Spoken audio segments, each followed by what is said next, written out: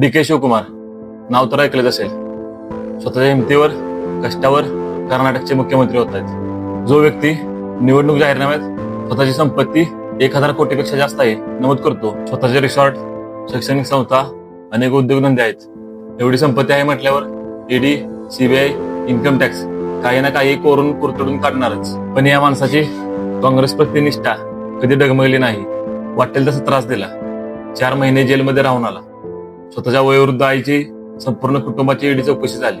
उलट जेलमधून जाऊन आल्यावर स्वतःहून अध्यक्षपद मागून घेतलं. अधिक जास्त ईर्षेने भाजपला प्रत्युत्तर दिलं. याला म्हणतात विचारांप्रती निष्ठा, नाहीतर महाराष्ट्रातील तथाकथित मोठे नेते. ईडीची नुसती नोटीस आली तरी दिल्लीश्वरांच्या पायी नतमस्तक होतात. साध्या नोटीसीला पळून जाणारे अनेक झाले. पण तुरुंगात जाऊनही पक्षाशी एकनिष्ठ राहून लढत संघर्ष करत मुख्यमंत्री होणारे डी.के. शिवकुमार.